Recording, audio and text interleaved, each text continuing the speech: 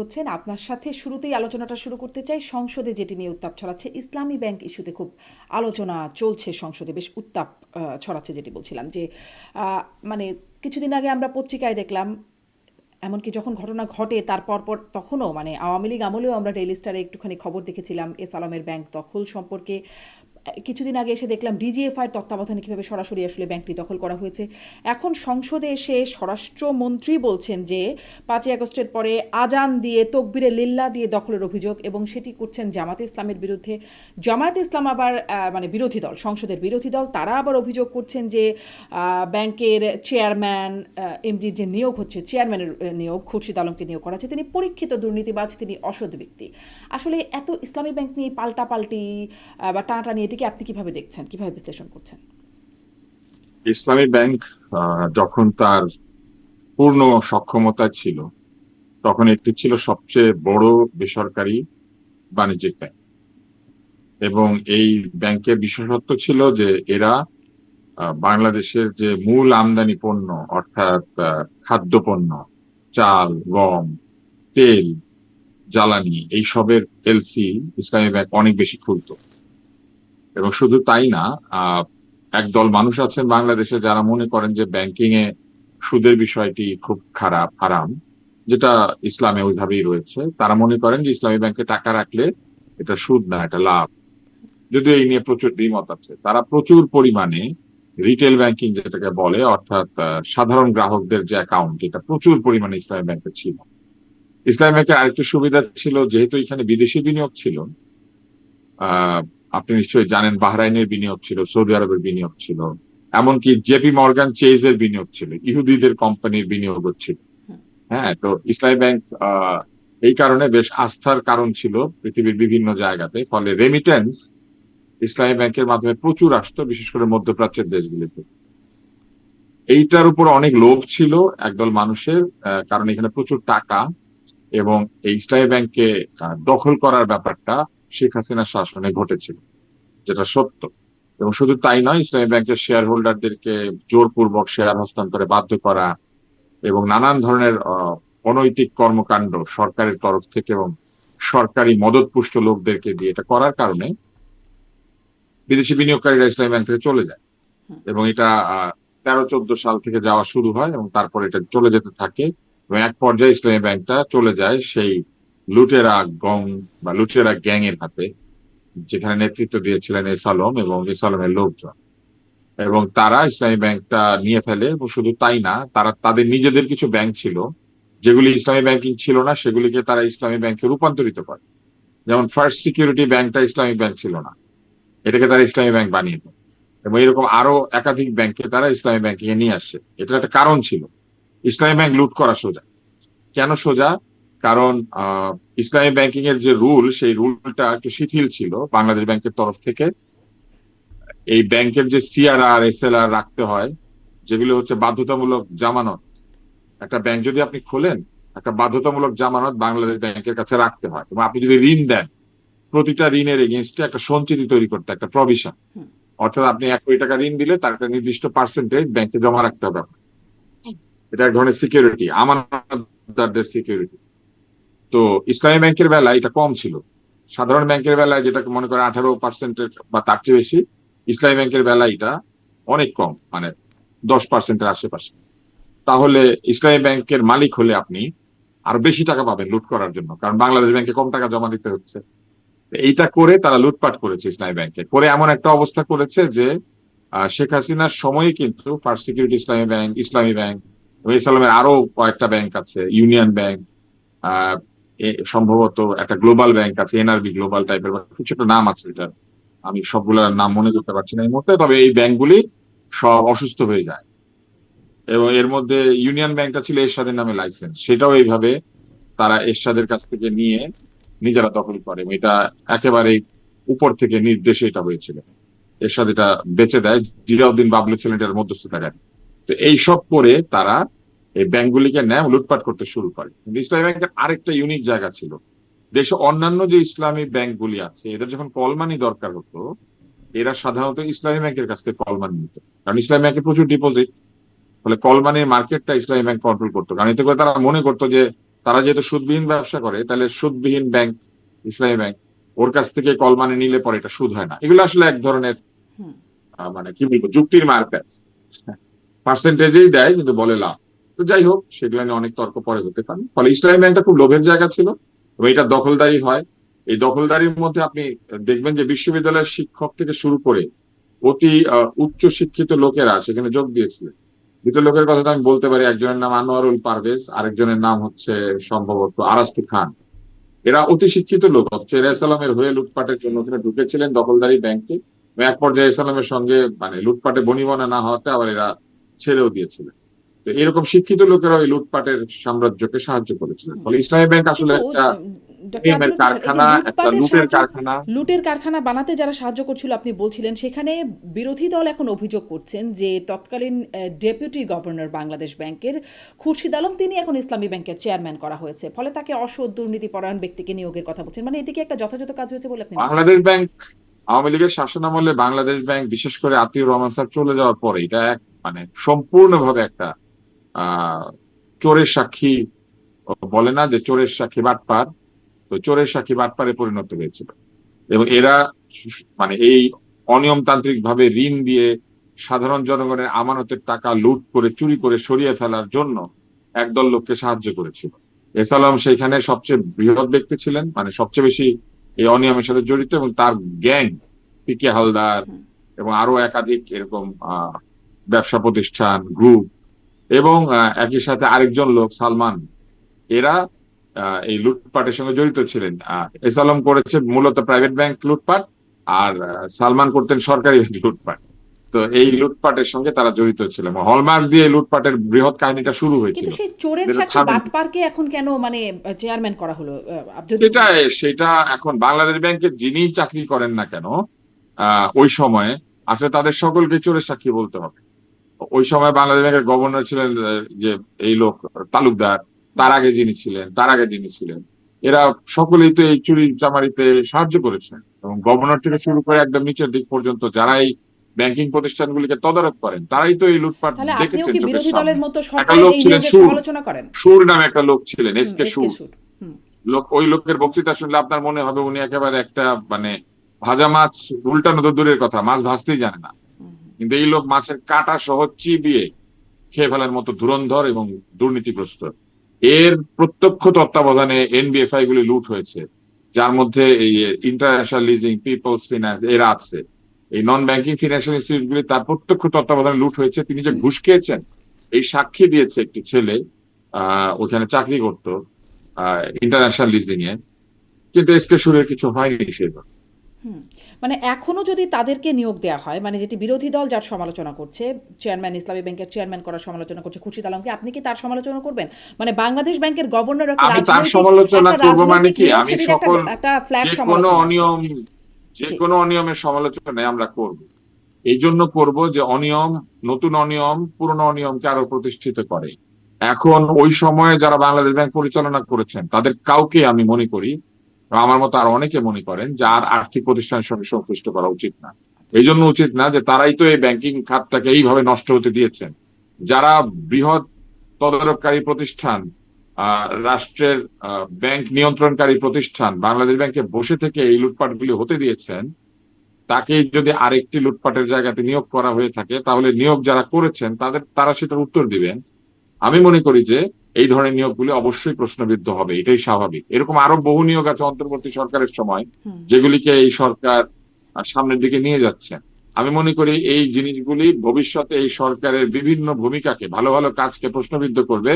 এবং শুধু তাই না, একটা সময় যদি এরকম নিয়োগ আরো চলতে থাকে বা এই নিয়োগগুলি থেকে যায়, তাহলে উদরপিণ্ডি বুধের ঘাড়ে চাপবে জি। এবং বহু তাহলে কি আপনি মনে করছেন ইসলামী ব্যাংক ইস্যুর সমাধান সামনে আমরা দেখতে পাচ্ছি না? মানে যদি আবারও ধারাবাহিকতা দেখি, না, এই এসালম প্রশ্নটা আওয়ামী লীগ আপনি আমলে চোরে চোরে চোর চুরি হলো, তারপরে বাটপাড়ির হাতে গেল, মাঝখানেও দখলের অভিযোগ না, জামাত ইসলামের আওয়ামী লীগ বিরুদ্ধে। আমলে চোরের পরে বাটপারের হাতে না যায় না, নাই। আওয়ামী লীগ আওয়ামী লীগ আমলে একই চোর, সাথে চোর, এখন চোরের সাক্ষী আওয়ামী লীগ বাটপার। একই সাথে চোর, হুম। না আওয়ামী লীগ একই সাথে চোর, চোরের সাক্ষী বাটপার, বাটপারের মাসতুতু ভাই, শীতকাটা চোর, ডাকাত এবং জঘন্য ধরনের যত চুরি সংক্রান্ত বিষয় আছে সব একা আওয়ামী লীগ। হুম। আওয়ামী লীগ যদি 99% হয়ে থাকে, তাহলে বাংলাদেশের বাকিরা মিলে 1%। মানে ওই সময়কার চুরির দায় আওয়ামী লীগ এড়াতে পারবে না। আপনি যাদেরকে চোরের চুরির সাক্ষী, দায় আওয়ামী লীগ এড়াতে পারবে না। সেই এই দায় তাদের যে থাকবে। ব্যাংক চুরি হয়েছে, হুম। ব্যাংক যে চুরি হয়েছে, এটা সম্পূর্ণভাবে আওয়ামী লীগের দায়। হামের দায় যেমন ইউনূসের, হুম। ব্যাংকের দায় আওয়ামী লীগের। একদম স্পষ্ট। কিন্তু আপনি যে বলছিলেন যে সেই সময় যারা বাংলাদেশ ব্যাংকে ছিল সবাই চোরের সাক্ষী বাটপার, এখন সেই চোরের সাক্ষী বাটপারকে ইসলামী ব্যাংকের চেয়ারম্যান, আমি ওই অর্থে বলছিলাম। মানে তাহলে এর সমাধান কি সামনে আপনি দেখতে পান? মনে হচ্ছে যে আমি সামনে। আপনাকে বিষয়টা একটু বুঝিয়ে বলি। দেখেন, যখন আপনি অন্যায় ভাবে হোক ন্যায় ভাবে হোক এমন টাকার অধিকারী হতে পারবেন যে টাকা সাধারণভাবে কোনো মানুষের পক্ষে বাংলাদেশের মতো দেশে আয় করা সম্ভব না। এটা আমেরিকাতে হয় বিল গেটস হওয়া যায়, বাংলাদেশে বিল গেটস হওয়ার সোজা কথা না। কারণ বাংলাদেশের সেই বাজার নাই, হুম। বাংলাদেশের সেই পণ্য নাই, বাংলাদেশের সেই শক্তি নাই, বাংলাদেশের যে টাকা সেই টাকার সেই মূল্য নেই। তাহলে আপনি বাংলাদেশে বসে বিল গেটস হতে পারবেন না। এটা হতে গেলে আপনাকে বিদেশে যেতে হবে। হুম। এটা বাংলাদেশের পক্ষে সম্ভব না, কারণ বাংলাদেশের অর্থনীতি এরকম একক শক্তিশালী বা একাধিক এরকম শক্তিশালী অলিগার্ক বলেন বা মনোপলি ব্যবসায়ী বলেন অথবা এরকম জেফ বেজোস কিংবা ইলন মাস্ক, এটা বাংলাদেশের অর্থনীতি এই বাংলাদেশের অর্থনীতিতে এরকম এসালন হওয়া লোকের জন্য সম্ভব। তৈরি না। হ্যাঁ, তাই তো আপনি বুঝতে পেরেছেন। হুম। ফলে হুম। বাংলাদেশের মতো দেশে বা এরকম দরিদ্র দেশে যখন এই ধরনের হাজার হাজার কোটি টাকার মালিক হতে গেলে আপনাকে লুট করতে হবে, এবং সেই হাজার হাজার কোটি টাকার মালিক যারা হয়েছেন তারা লুট করেছেন। আর টাকাগুলি যারা লুপাত্রে দিয়েছেন সেই তদারককারী প্রতিষ্ঠান বাংলাদেশ ব্যাংক, তারা তো দায় এড়াতে পারবে না। এবং ঘটনাটা ঘটেছে, এই নিয়োগগুলি যে শুধুমাত্র ব্যাংকে হয়েছে বা এই সরকার ব্যাংককে সামনের দিকে নিয়ে যাচ্ছেন ব্যাপারটা তা না। বিভিন্ন জায়গাতে অন্তর্বর্তী সরকারের নিয়োগকৃত কিছু লোক আছে, তাদেরকেও আসলে স্ক্রুটিনি করা দরকার ছিল। কিন্তু যে কোনো কারণে হোক সরকার হয়তো কিছু কিছু জায়গাতে মনে করেছেন যে এরা উপযুক্ত লোক, তাদের উপর আস্থা রেখেছে। কিন্তু এই আস্থা রাখার বিষয়টাকে আমার মনে হয় যে সরকারকে পুনর্বিবেচনা করতে হবে। হুম। কেননা আবার এরকম অভিযোগ উঠছে যে এস যারা আলমকে আবার একবারে সুবিধা অন্যায় দিতেই, দিতে গেছেন, এস আলমকে আবার সুবিধা দিতেই এরকম প্রক্রিয়া। আপনার কি এরকম মনে হয়? ও যে কথাটা ছিলাম আমার মনে পড়েছে, আচ্ছা। সেটা হচ্ছে আপনি যখন বাংলাদেশের যে অর্থনীতি, এই অর্থনীতি যেটা আমি বলছিলাম একটু আগে, যে এরকম বিশাল পুঁজিকে আসলে একটা জায়গাতে অ্যাকুমুলেটেড হওয়া বা বিশাল পুঁজি একটা জায়গাতে জড়ো হওয়া, এরকম অর্থনীতি বাংলাদেশের না। যেমন ধরেন আমাদের বাজেট হচ্ছে 9 লক্ষ কোটি টাকা, এর চাইতে ইলন মাস্ক বড় লোক, এর চাইতে বিল গেটস একাই বড় লোক, এর চেয়ে জেফ বেজোস বেশি বড় লোক। এরকম বাংলাদেশের টোটাল অর্থনীতির চেয়ে ধনী ব্যক্তি বা পৃথিবীতে আছে। এখন এই যে ব্যাংক লুট করে যারা টাকার মালিক হয়েছেন, এরা যেটা করতে পারেন সেটা হচ্ছে হিউজ টাকা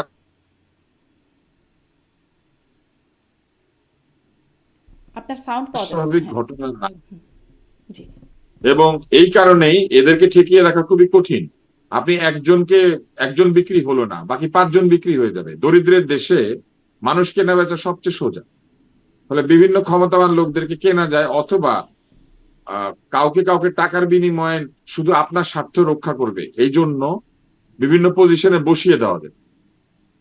এমনকি আপনি জানবেনও না যে এই লোকটা যে এই পরিমাণ টাকা খরচ করছে বা প্রভাব বিস্তার করছে, এই টাকা বা এই ক্ষমতার উৎস কি। তাহলে এরা নানান ধরনের ব্যক্তিদেরকে ফিরে আসার জন্য বিভিন্ন জায়গাতে প্রথমে বসাতে শুরু করে, এবং সেটা যখন বসানো শেষ হয় তখন তারা ফিরে আসে।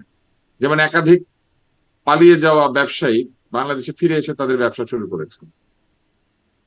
এবং সেইখানে আমি একজনকে চিনি, যিনি আমার সামনে একটা ব্যাংক থেকে আঙ্গুঠা বলে না, যে আঙ্গুলের ছাপ, এখন তো সবাই উর্দুতে কথা বলে, হ্যাঁ, এই জন্য আমি এক ধরনের বিদ্রুপ করার জন্য বললাম, যে 2 হাতে এই স্ট্যাম্প প্যাডের বেগুনি কালি লাগিয়ে এইভাবে এইভাবে ছাপ দিচ্ছিলেন। এবং উনি আমাকেই বললেন যে নিলাম 175 কোটি টাকা। আমি গিয়েছিলাম তার কাছে একটা চ্যারিটেবল প্রতিষ্ঠানের জন্য সামান্য কিছু সাহায্য চাইতে, যে আপনি হয়তো অনেক দান খয়রাত করেন, আমাদেরকে কিছু একটা খুব চ্যারিটেবল প্রতিষ্ঠান গরিব ছাত্রছাত্রীদেরকে পড়ায়। আমি আর বলার সাহসই করলাম না, আমি ওখান থেকে বেরোয় গেলাম। কারণ আমি যেভাবে দেখলাম যে উনি 2 হাতে কালি লাগিয়ে এভাবে ছাপ দিচ্ছেন আর বলছেন যে 175 কোটি টাকা নিচ্ছি, আমি আজকে শুনলাম তিনি ফিরে এসেছেন। কে তিনি? অতএব যেই হোক, আমি নাম না বলি, কিন্তু ওর দরকার কি?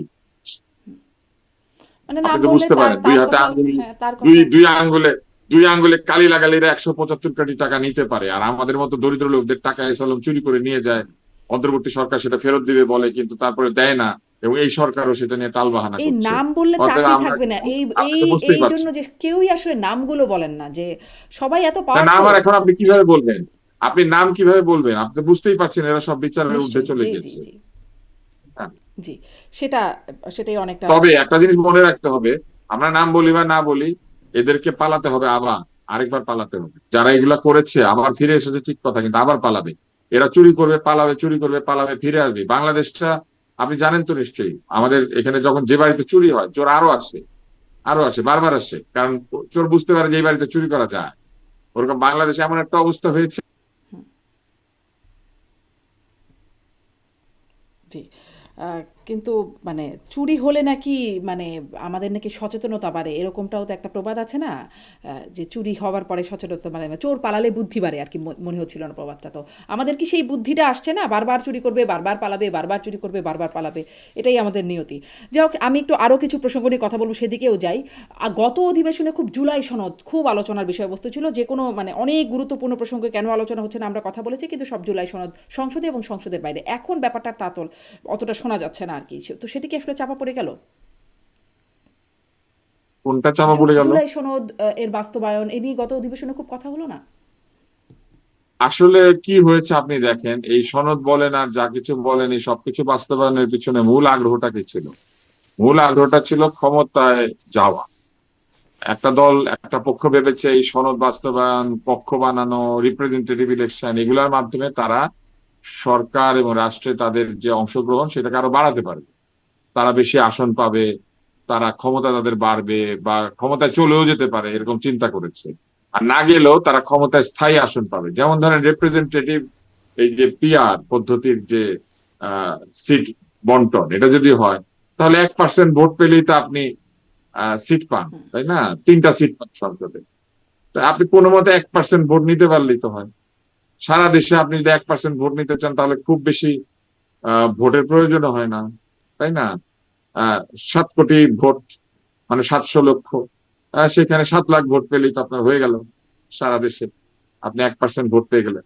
7 লাখ ভোট পাওয়া কিন্তু সহজ। আপনি 300 আসন মিলে 7 লাখ ভোট পাওয়া, এটা সহজ। আপনি বিশেষ করে ইসলামী দল যারা আছেন, তারা এমনিতে কখনো হয়তো এইভাবে জিতবেন না, কিন্তু সারা দেশে 7 লক্ষ ভোট কালেক্ট করা তাদের জন্য খুব সোজা। তাহলে 1% করে পেলেই তো আপনি তিনটা তিনটা করে সিট পেতে শুরু করলেন। এখন এই জন্য তারা অনেকভাবে এই ক্যালকুলেশন এটা সেটা করেছিলেন। আর ইউনূস সাহেব এবং তার যে গ্যাং, সেই গ্যাং এর আলী রিয়াজ সহ অন্য যারা ছিলেন, তারা তো এসেছিলেনই বাংলাদেশের রাজনৈতিক ব্যবস্থাকে অস্থিতিশীল করে দেওয়ার জন্য আজীবনের তরে, যাতে করে সবসময় আমাদের মাথায় মাথায় কাঁঠাল ভাঙা যায়। তো কাঁঠাল তো আর আমেরিকাতে ইংল্যান্ডে হয় না।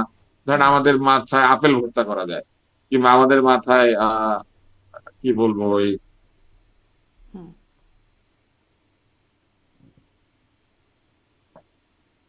আমাদের মাথায় কাঁঠাল ভাঙার মতো এখন আমেরিকান অরেঞ্জ স্কোয়াশ, কিংবা মনে করেন ব্রিটিশ অ্যাপল সাইডার, এটা বানানো যাতে যায়, সেজন্য তো তারা এসেছিল, তাই না?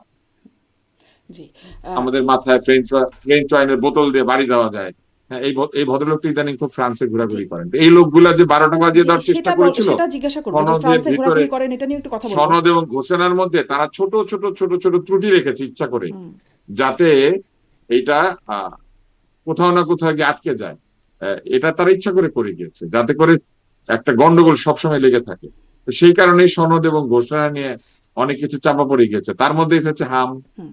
তার যে মধ্যে এই যে এসেছে অনেক তেলের কিছু দাম। চাপা পড়ে গেছে ডাক্তার আব্দুল তুষার, কিন্তু ওই যে আপনি বলছিলেন আপেল কমলা ভাঙার যে বিষয়টা আমাদের মাথার উপর, অধ্যাপক আনু মোহাম্মদ তিনি বলছেন যে নির্বাচিত হয়েছেন তারেক রহমান আর দেশ চালাবে ট্রাম্প প্রশাসন, এটা চলতে পারে না। মানে বাণিজ্য চুক্তির কথা বলছে, যে চুক্তিটা এমন এমন যে আসলে একটা দাসত্বের চুক্তি। নির্বাচিত হয়েছেন তারেক রহমান, দেশ চালাবে ট্রাম্প প্রশাসন। নূর মোহাম্মদ স্যার খুবই শ্রদ্ধেয় ব্যক্তি, ওনাকে আমি অনেক পছন্দ করি। বিতর্কের সময় আমরা তার লেখা বইপত্র অনেক পড়তাম। আমরা বিতর্কের প্রয়োজনে যেসব অর্থনীতিবিদদেরকে আমরা খুব করতো। খুঁজতাম, হুম। তাদের মধ্যে একজন হচ্ছেন আনু মোহাম্মদ স্যার। এনজিও নিয়ে তার একটা দারুণ বই ছিল, এটা নিয়ে আমরা অনেক পড়াশোনা করেছি। ওনার ওই বইটা, ওইটা দিয়ে এনজিও দেরকে ধুলাই করতাম বিতর্কে। কিন্তু আমার কাছে মনে হয় যে আনু মোহাম্মদ স্যারদের যে রাজনৈতিক ধ্যান ধারণা, এইটা অনেক ক্ষেত্রে আমাদেরকে উপকৃত করে। এবং আনু মোহাম্মদ স্যাররা বিভিন্ন সময় ক্ষেত্র বিশেষে বেছে বেছে ওনারা আসলে সিলেক্টিভ প্রতিবাদ করেন বা সিলেক্টিভ কথা বলেন। কিন্তু কথাটা কি আমি ভুল বলেন? উদাহরণ মানে দিতে এই পারবো। কথাটা কি ভুল? সিলেক্টিভ হতে পারে কিন্তু কথাটা কি ভুল? না, যেমন ধরেন আপনি আপনি যদি আমাদের মতো কিছু মানুষ আছেন, আমি অবশ্যই তুলনা করতে চাই না। আনু মোহাম্মদ স্যার অনেক অনেক জ্ঞানী, অনেক হুম, বড় শিক্ষক, অনেক কিছু তিনি। কিন্তু ধরেন আপনি ওনার মুখে কখনো চীনের সমালোচনা শুনতে পাবেন না। তো এরকম ব্যাপার আছে আর কি। ওনাদের প্রত্যেকেরই কোথাও না কোথাও একটা তীর্থস্থান আছে। তো এই তীর্থস্থান থাকার কারণে আমাদের বুদ্ধিজীবীদের যে ক্ষতিগুলি হওয়া দরকার, সেই ক্ষতির আহ বাইরে যাওয়ার মতো অবস্থা আসলে স্যারও না। হ্যাঁ, স্যার বলতে পারেন, এরকম অনেক কথা বলতে পারেন, কিন্তু স্যার একসময় কয়লা তোলার প্রবল বিরোধী ছিলেন। তেল গ্যাস চুক্তি নিয়ে অনেক কথা বলতেন। হ্যাঁ, আবার দেখবেন যে কোন কোন সরকারের সময় উনি যত উচ্চকণ্ঠ থাকেন, কোন কোন সরকারের সময় মাঝে, মাঝে আপনার সাউন্ডটা বন্ধ হয়ে যাচ্ছে যেমন এখন হচ্ছে। কিন্তু মানে কখনো, কখনো নীরব থাকেন। এটা যেগুলো নিয়ে আমাদের নেটের সমস্যা, হ্যাঁ, হয়তো হতে পারে। সাউন্ড যেটা বন্ধ হয়ে যাচ্ছে, যে এটা হয়তো নেটের সমস্যা। যেটা হ্যাঁ, নিয়ে সরব ইউনুসের থাকেন নেট তো, এটা গ্রামীণের নেট।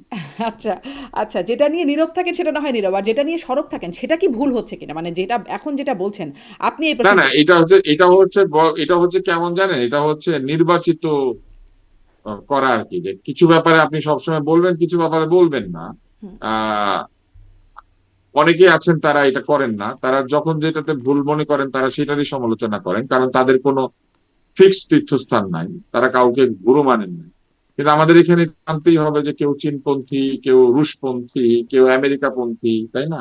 এখন তো সবাই জানে যে ইউনুস স্যারের তীর্থ হচ্ছে ওয়াশিংটন, তাই না? এরকম কারো কারো তীর্থ হচ্ছে বেইজিং, কারো কারো তীর্থ হচ্ছে মস্কো, কারো কারো তীর্থ হচ্ছে দিল্লি, হুম। কারো কারো তীর্থ হচ্ছে ইসলামাবাদ, তাই না? কারো কেন কারো এক হয়? এই একজনের তীর্থটা তীর্থ কেন এক। এরকম হয়? একেকজনের তীর্থ একেক জায়গায় কেন হয়? এগুলো যার যার তাদের ব্যাপার। শোনেন, আমরা ছোটবেলা থেকে এগুলো দেখতে দেখতে বড় হয়ে এখন কথা বলছি। আমরা ভাবতাম এগুলো ঠিক হয়ে যাবে, এগুলো ঠিক হয় নাই আসলে। হুম। এগুলো হয় না, এগুলো ডিএনএ এর প্রবলেম, এগুলো হচ্ছে আমাদের সামাজিক ডিএনএ এর সমস্যা। আমাদের সমাজ, মানুষ এমন ভাবে তৈরি হয়েছে, আমাদের সমাজের বুদ্ধিজীবীরা এমন ভাবে তৈরি হয়েছে, এরা আসলে এইরকম। আচ্ছা, মানে তাহলে এখানে বুদ্ধিজীবীর সমস্যা। কিন্তু তিনি যেই বিষয়টা বলছেন সেই বিষয়টা মানে মেসেঞ্জারের সমস্যা হচ্ছে। মেসেজটা কি ভুল? কোন মেসেজটা ভুল? এই যে যেটা কথা তিনি বলছেন নির্বাচিত হয়েছেন তারেক রহমান আর দেশ চালাচ্ছেন ট্রাম্প, এটা ঠিক না। মানে দেশ চালাবেন ট্রাম্প, না, এটা ঠিক এটা না। উনি কেমনে বলবেন? এই ট্রাম্পের চুক্তি তো আর উনি করে যান নাই, ট্রাম্পের চুক্তি তো করেছেন ইউনুস। হুম। কিন্তু ইউনুসকে ক্ষমতা এনেছিলেন তা আনুসারী। কিন্তু বিএনপি তো এই আনুসাররাই তো বিষয়ে ইউনুসের পিছনে বিষয়টা দাঁড়িয়েছে। মানে চালিয়ে ইউনুস দিচ্ছে। যে ইউনুস যে প্রধান উপদেষ্টা হলো, তখন কি আনুসার না করেছিলেন? তাই না? ওনারা একদিকে তখন তো পদত্যাগ আর তারা চেয়েছিলেন, কিন্তু জানতেন না যে এই যে বাণিজ্য চুক্তি হবে। বিকল্প প্রস্তাব কি তারা দিয়েছিলেন? জানবেন না কেন? উনি আর নাহিদ ইসলাম একই মঞ্চে ছিলেন না? উনি জানবেন না কেন? না জানার তো কোনো কারণ নেই। আর না জানলে, যদি না জেনে থাকেন, তাহলে তো আমি বলবো যে আমাদের ভবিষ্যৎ নিয়ে ছিনিমিনি খেলেছেন। ইউনূস সাহেবকে প্রধান উপদেষ্টা বানানোর জন্য কি আসলে মানুষ আন্দোলন কিন্তু করেছিল? বর্তমানেও কি উনি ছিনিমিনি খেলার ওনারা প্রক্রিয়া? সবাই মিলে অতীতে যেই ওনারা সবাই মিলে ডক্টর ওনারা সবাই মিলে ডক্টর ইউনূসকে প্রধান উপদেষ্টা বানাবেন, আর ট্রাম্প ছিনিমিনি খেললে ওনাদের খারাপ লাগবে? ট্রাম্প তো ছিনিমিনি খেলবে, সে ছিনিমিনি খেলে। ছিনিমিনি খেলাটা খুব মানে শেখ হাসিনার মুখে শুনতাম যে ছিনিমিনি খেলতে দেয়া হবে না। আর সারা দুনিয়া নিয়ে ছিনিমিনি খেলে না? হ্যাঁ, ইউক্রেন নিয়ে খেলে নাই? জি। অন্যান্য দেশ নিয়ে খেলে নাই? ভেনেজুয়েলা নিয়ে খেলে নাই? খেলিছো সোনালী চুলের শিশু বিশ্বলে, করছেন না উনি? হুম, হুম।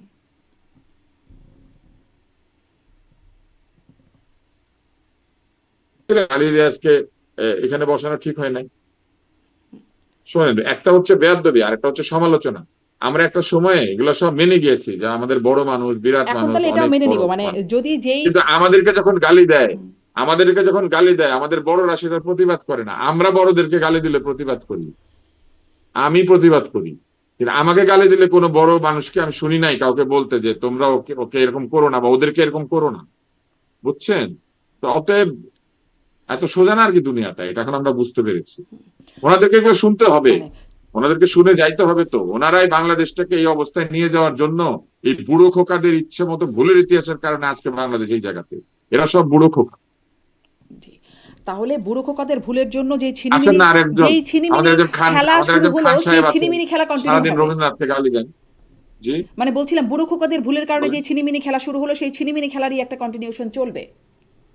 হ্যাঁ, খুকি পালিয়ে যায়, খোকা ভুল করে। হুম, আচ্ছা। আর তারপর খোকি পালিয়ে যায়, খোকা ভুল করে, আর তারপর? কি? বলেন, বলেন তারপরে কি হবে সেটা ভবিষ্যতে বোঝা যাবে, এটা তো আপনি এখন জানতে চাইলে হবে না। হুম, হুম, আচ্ছা। মানে তারপরে যা তাহলে ঘটেছে আমরা সেটা বলতে পারি ঘটেছে, আর যেটা ভবিষ্যতে হবে, যদি এলেন দ্বারা চোর ধরার না মতো না, গুলিস্তানের মোড়ে বসতে হবে। বর্তমানটাও আসলে জানতে চাচ্ছি। খুকি পালিয়ে যায়, আর খোকা ভুল করে, খোকা কে আসলে? ডক্টর মোহাম্মদ ইউনূস, বুড়া খোকা? ফ্রান্সে ঘুরে খোকা। আচ্ছা, তারপরে এখন তারেক রহমান। উনি আমাদের কাছাকাছি বয়সে, না বৃদ্ধ না তরুণ। হুম, উনি প্রৌঢ়ত্বের দিকে যাচ্ছেন, আমরা দেখি কি করেন। উনি তো আমাদের জেনারেশন। জি। মানে উনি আসলে সেই ছিনিমিনিটাকে কন্টিনিউ করছে কিনা সেটাই, যেহেতু বাণিজ্য চুক্তি নিয়ে সবাই চুপ, বিরোধী না, দল। ছিনিমিনি কন্টিনিউ করছে না। উনি ছিনিমিনি কন্টিনিউ করছে না, উনি ছিনিমিনি খেলা একটা আহ, বিষয়কে উনি হাতে পেয়েছে, যেটাকে ঠিক করার জন্য ওনাকে অনেক আসলে তারপরে চুপ কেন? ওনাকে অনেক তারপরে পরিশ্রম চুপ করতে কেন? হবে। কেউ সংসদে না বাইরে কেউ এটা নিয়ে, মানে আমরা টকশো প্ল্যাটফর্মে বা আপনারা বিভিন্ন সময় কথা বলেন, বিশেষজ্ঞর কথা বলেন, কিন্তু সরকার এবং বিরোধী দল দুপক্ষই চুপ। সরকার কি করে নাই? মানে সরকার তো এই বিষয়ে কথা বলে নাই মানে কথা বাণিজ্য যেমন চুক্তি এদিকে নিয়ে। ভাঙছে ওদিকে তো ভাঙছে। জি বলেন, আরেকবার বলেন। মানে সরকার তো বাণিজ্য চুক্তি নিয়ে চুপ। খলিলুর রহমান বললেন যে প্রধান দুই দলের, মানে বর্তমান যিনি সরকারি দল, বিরোধী দল, তাদের সাথে, প্রধান নেতাদের সাথে কথা বলেই হয়েছে। জামায়াত আমি সেটাকে বিরোধ, মানে নাকচ করলেও সরকারের পক্ষ থেকে কিছু বলা হয় না। আমি আপনাকে কিছু উদাহরণ দিই। আপ- এই যে বিদেশ যেতে গেলে হাজার হাজার ডলার বন্ড, হুম। হ্যাঁ, তো এটা টানতে হচ্ছে না আমাদেরকে এখন? ওরকম চুক্তি করে গিয়েছিল, টানতে হচ্ছে। এরকম বৃহৎ শক্তির সাথে চুক্তি করে গেলে এটাকে সহজেই ভেঙে ফেলা যায়। ভারতের সাথে না কত চুক্তি বাতিল করার কথা বলেছিল কিন্তু সেই ইউনূস, একটাও চুক্তিটা তো বাতিল করতে সায়েই পেরেছে। হয়েছিল, জানিয়েই উল্টা হয়েছে। আদানিকে সবচেয়ে বেশি পয়সা দিয়েছে। ডক্টর ইউনূসের সরকার আদানিকে সবচেয়ে বেশি শোধ করেছে পয়সা, বাকিটাকে সব শোধ করেছে। তো এরকম বলা যায় অনেক কিছু, কিন্তু একটা বৃহৎ শক্তির সাথে আপনি চুক্তি করে ফেললে এটা খুব সহজে আপনি বদলাতে পারবেন। মানে মানে এই আদানির চুক্তিটা সাথে চুক্তিটা না করলে, ডক্টর ইউনূসের সম্মতি নিয়ে হয়েছিল না, কিন্তু ধরেন এই চুক্তিটা তো নাকি তারেক রহমানের সম্মতিতে হয়েছিল বলছেন তার পররাষ্ট্রমন্ত্রী। আমি আপনার এই প্রশ্নের উত্তরটা দিয়েছি। আচ্ছা, দর্শক যদি বুঝে থাকেন, আমি হয়তো ঠিক মতো স্পষ্ট হতে পারি নাই। আপনি আপনি যখন আপনি যখন এত বড় একটা শক্তির সাথে চুক্তি করে ওটা আপনার হাতে যদি আমি ধরায় দিয়ে চলে যাই, আপনি খুব সহজে এটা করতে পারবেন, এই এটাকে ধরায় রদ দিয়ে করতে চলে যাওয়ার পারবেন? সাথেই আমি এত একটু মানে, সোজা? এই ধরায় দিয়ে চলে যাওয়ার প্রেক্ষিতেই পাল্টা প্রশ্ন করছি যে বিষয়টা কি একদম এরকম ধরায় দিয়ে চলে গেছেন? কারণ পররাষ্ট্রমন্ত্রী তো বলেছেন যে তাদের সাথে আলোচনা হয়েছে, তারেক রহমান এবং জামায়াত ইসলামের আমির। সেটা তো কোনো প্রমাণ নাই, এটা মুখে বললে না হবে? তো সেটা করেন কোনো নাই, প্রমাণ জামাতের আছে? আমির যেমন আলোচনা না হয়েছে? করলেন সরাসরি, তারেক রহমান তো না না না, করলেন। ইউনূস সাহেব এগুলা বললে হবে বা কেউ বললে হবে? ইউনূস সাহেব জাতিসংঘে বেড়াতে গেলে সাথে করে লোকজন নিয়ে যান, আর চুক্তিটা করার সময় উনি একটা ছবিও তুলেন নাই? আলোচনা করার সময় একটা ছবিও তুলেন নাই? এত গোপনীয়তা কেন? দিক, আলোচনা যে হয়েছিল কোথায় হয়েছিল একটা ছবি দিক, কারণ শব্দ দিক, তাই না? মুখে বললে তো এটা লোকে বিশ্বাস করবে না। আলোচনা যদি হয়েই থাকে তাহলে সেটা বলতো, যে আমরা আলোচনা করছি, আমেরিকার সাথে চুক্তি করব বা আরেকটা দেশের সাথে চুক্তি করবো, আলোচনা হচ্ছে। কাউকে বলে নাই কেন? লুকিয়ে লুকিয়ে কেন করেছিল? আবার বলে আলোচনা হয়েছে। আলোচনা হয়ে থাকলে কোথায় হয়েছে, কখন হয়েছে, কিভাবে হয়েছে সব বলুক। না, তারা বলছে না, কিন্তু যেই সরকারের পররাষ্ট্রমন্ত্রী সেই সরকার প্রধানও বলছেন না যে আলোচনা হয় নাই, তিনিও। শোনেন, ওই যে আপনারা অনেকে আছেন, আপনারা রোদে গেলে পরে সানস্ক্রিন লাগান। ইউনুসের জন্য সানস্ক্রিন তো সানস্ক্রিন, ছাতা ধরে লোকজন বসে আছে, ইউনুসকে কিছু বলা যাবে না। অতএব ইউনুস কিছু করে থাকলে সব ঠিক আছে। এই জন্য এইসব কথাবার্তার এখন তো মানে অবতারণা। কোথায় কথাটা এই আলোচনা হবে কারণে, বলুন যদি না? ইউনুস করে থাকতেন ঠিক আছে বলে ছেড়ে দিতাম তাহলে ঠিক আছে, কিন্তু ইউনুস সরকারের যে নিরাপত্তা উপদেষ্টা, যার মাধ্যমে চুক্তিটি হলো, তিনি এখন পররাষ্ট্রমন্ত্রী। ফলে এবং সেই যার পররাষ্ট্রমন্ত্রী মাধ্যমে বলছেন। চুক্তি হয়েছে উনি ইউনুসের অধীন। হুম, এটা একটা মজার ব্যাপার, বুঝলেন? আপনার ইউনুসের অধীনকে ইউনুসের জায়গায় বসিয়ে হুম। অনুমতি ছাড়া উনি চুক্তি করেছেন। কি যে করেছেন ওই যে, সেটা তো আমরা বুঝতে পারছি না। এখন যতটুকু বুঝতে পারছি ততটুকুই শুধু বারবার। চুক্তিটা তো কোনো ব্যক্তি করে নাই, হুম। একটা সরকার করেছে। সেই সরকারের প্রধান হচ্ছে ডক্টর ইউনূস। যেসব অপরাধ, যেসব অন্যায়ের কারণে আপনারা সরাসরি, আমরা সরাসরি সবাই আমরা শেখ হাসিনাকে দায়ী করি, একইভাবে ইউনূসও দায়ী হবে তার চুক্তির জন্য। এখন আবার কিছু। ইউনূসের চুক্তির জন্য ইউনূস কেন দায়ী হবে না? নিশ্চয়ই সেই, কিন্তু দায়ী কিন্তু করা হচ্ছে, মানে মানে যদি বলি সরকার, আপনি দায়ী করছেন, কিন্তু সরকারের পক্ষ থেকে তার জন্য না দায় জবাবদিহিতা চাওয়া হচ্ছে। সরকার না এটা সরকার না, বোঝে, আমি আপনি তো একটু আমাকে প্রশ্নটা করি, প্রশ্ন করছেন। আপনি ধরেন ধরেন সরকারের ইন্টারভিউ নেন, না, সরকার সরকারের তো কাউকে ইন্টারভিউ নেন, তাদেরকে উত্তর দিতে বলেন যে ওনারা কেন বলে না। সেটি, আমারটা আমি সেই বলেছি। সরাসরি কেন উত্তরটা হয়তো সরকার দিতে পারবে, আপনি আপনার বিশ্লেষণটা বলতে পারবেন যে ধরেন। আপনি তো আমারই সাক্ষাৎকার নিচ্ছেন। জি, সেই জন্যই আপনার বিশ্লেষণটাই জানতে চাচ্ছি যে ধরেন এই চুক্তির ব্যাপারেও সেটা সরকার আমারই বিশ্লেষণ। সরকার জবাবদিহিতা নিচ্ছে না, হামের ব্যাপারেও সরকার জবাবদিহিতা চাচ্ছে না ইউনূস সরকারের কাছে, বা ধরেন হামের বিভিন্ন। ব্যাপারে নাকি তদন্ত করছে? আমি আজকে একজন সরকারি দলের এমপির সঙ্গে কথা বলেছি, উনি বললেন যে হামের বিষয়ে তদন্ত হচ্ছে। আচ্ছা। বলেছেন, আমি জানি না। সেই ওই যে তদন্ত, মানে সেটার কি হয়, মানে কোনো মুখ দেখা যায় কিনা সেটি একটা বড় প্রশ্ন। তারপরে ধরেন বিভিন্ন রকম দুর্নীতির অভিযোগ উঠছে। এই প্রধানমন্ত্রীর মুখ্য সচিব বলেছিলেন যে ৮ জন উপদেষ্টার বিরুদ্ধে সুনির্দিষ্ট দুর্নীতির অভিযোগ আছে অন্তর্বর্তী সরকারের সময়, যখন আসলে প্রধানমন্ত্রী মুখ্য সচিব ছিলেন না, তিনি তখন এই কথাটা বলেছেন। তাদের কোনো জবাব দিতে চাওয়া হলো না।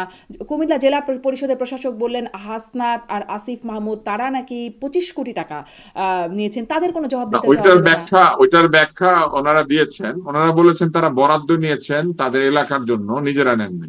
কিন্তু বরাদ্দ নেন আর যাই নেন, বরাদ্দের ব্যাপারে যে বৈষম্য হয়েছে সেটা তো পরিষ্কার। নিজেদের এলাকায় অনেক বেশি টাকা নিয়েছেন, অন্য এলাকাতে ঠিক মতো দেন নাই, তারা বৈষম্য করেছেন। তারা নিজেদের এলাকায় টাকা পয়সা নিয়ে গিয়ে নিজেদের নির্বাচনী এলাকাকে তাদের ভক্তে পরিণত করার চেষ্টা করেছেন, এটা তো সত্যি কথা।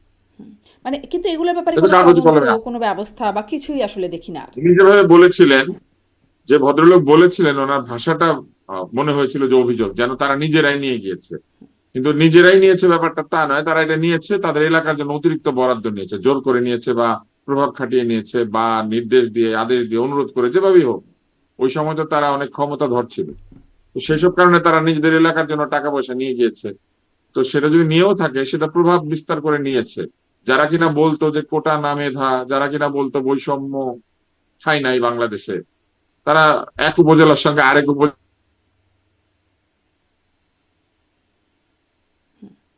তো আপনার কি মনে হচ্ছে, মানে তখন অন্তর্বর্তী সরকারের সময়েই পদত্যাগ করা উপদেষ্টা নাহিদ ইসলামের মুখে আর কি প্রথম আসলো সেফ এক্সিট সরকারের উপদেষ্টাতে দেওয়া হচ্ছে, আপনার কি মনে হচ্ছে এই সরকার আসলে তাদেরকে সেফ এক্সিট দিচ্ছে? এক্সিট জিনিসটাই তো একটা সেফ জিনিস। আপনি যখন কোনোখান থেকে বের হয়ে যাচ্ছেন, আপনি ওই ঘরটার ভিতরে যা কিছু বিপদ আপদ ছিল সেগুলোকে পিছনে রেখে বের হয়ে কিন্তু যাচ্ছেন। বেরোতে এক্সিট বেরোতে মানেই যদি একটা গা পড়ে, সেফটি। তবুও তো আসলে সেফ হলো না এক্সিটটা। বের হইতে হয়ে গেলাম কিন্তু গা তো পড়লো। না, এক্সিট জিনিসটাই তো একটা সেফটি। ফলে সেফ এক্সিট বলে আলাদা কিছু না, এক্সিট ব্যাপারটা একটা সেফটি। ওনারা যে এক্সিট নিতে পেরেছেন, এটাই তো একটা সেফটির না মধ্যে চলে ধরেন, গিয়েছেন। ধরেন তারপরে আওয়ামী লীগ এখন এক্সিট নিয়ে চলে গেছে, হ্যাঁ তাদের একটা এক্সিট হয়ে গেছে, কিন্তু তাদের, সেফটি না, হ্যাঁ যেখানে গিয়েছেন ওইখানে তো তারা মবের শিকার হন নাই। ধরেন, মবের শিকার তো হয়েছে বাংলাদেশের হুম, লোকজন, সাধারণ শিক্ষক, হুম, তাই না, নারী, শিশু, হুম, বৃদ্ধ, কিন্তু তাদের ধরেন জমি জমা, তাই না, ব্যবসা তারা প্রতিষ্ঠান মবের ইত্যাদি শিকার ইত্যাদি হয়েছেন। বেদখল হয়ে যাচ্ছে। আওয়ামী লীগ যারা চালিয়েছেন, আওয়ামী লীগের হয়ে যারা এই চুরি দুর্নীতি করেছেন, কেউ মবের শিকার হয়েছেন? মবের শিকার হয়েছে মানিক, ব্যারিস্টার মানিক। যারা থেকে গিয়েছে তারা মবের শিকার হয়েছে, যারা পালিয়ে গেছে তারা সেফ এক্সিট না, এটা এক্সিট না সেফটি। কিন্তু তাদের অনেকের বাসা বাড়িতেও আবার পুড়িয়ে দেওয়া হয়েছে, বাড়িঘর, তা তো হয়েছে। তাদের তো কিছু হয় নাই, বাসাবাড়ি পুড়িয়ে দেওয়া হয়েছে, অবশ্যই সেটা অন্যায়, এগুলা সবই আমরা প্রতিবাদ করেছি। কিন্তু প্রতিবাদ করার জন্য তারা নিজেরা তো একজন এখানে থাকেন নাই। আমরা তো ওনাদের সুবিধাভোগী ছিলাম না, আমাদের টাকা পয়সাই তো চুরি করেছে। নিশ্চয়ই। কিন্তু যে চুরি করেছে আমরা তারও মানবিক অধিকারের পক্ষে কথা জি, বলেছি। ওই যোগ্যতা ওনাদের নাই, ওনারা কোনোদিন আমাদের জন্য কথা বলবে না। জি। আপনি আমি লিখে আসলে রাখেন, আমি কোনোদিন আসলে বলবো না। সেফ এক্সিটটা নিয়ে কথা বলছিলাম যে মানে ইনারা কি আসলে সেরকম একদমই সেফ এক্সিট পেয়ে যাচ্ছেন, মানে অন্তর্বর্তী সরকারের উপদেষ্টা যারা এই সরকারের কাছ থেকে সেফ এক্সিট পেয়ে যাচ্ছেন কিনা? সেটা আমরা বলতে পারি না। 111-এর সময় যারা অন্যায় করেছিল তারা আওয়ামী লীগের কাছ থেকে এক্সিট পেয়েছেন? হুম, হুম, পেয়েছেই তো। আওয়ামী লীগ সমস্ত কুকাজের উদাহরণ তৈরি করে দিয়ে গিয়েছে, সমস্ত কুকর্মের উদাহরণ তৈরি করেছে।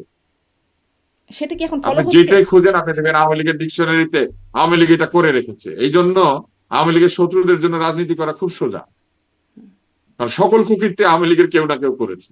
তো তাদেরকে কপি পেস্ট করলেই হয়ে যায়। হ্যাঁ, কপি পেস্ট করলে এক সেরক- একজনকে আপনি তো ধরবেন, ফলো সেরকমটা করবেন, কি, একটা করে কুকাজ করতে পারবেন। তো সেরকমটাই কি হচ্ছে এখনো, মানে সেটাই কি ফলো করা হচ্ছে যে সেফ এক্সিট দেওয়ার একটা? সবচেয়ে ভয়ঙ্কর কুকাজ করেছে আওয়ামী লীগ, মুক্তিযুদ্ধকে বিতর্কিত করেছে বসে বসে। এটাকে নিজেদের সম্পত্তি বানিয়ে মুক্তিযুদ্ধটাকে ধ্বংস করার চেষ্টা করেছে।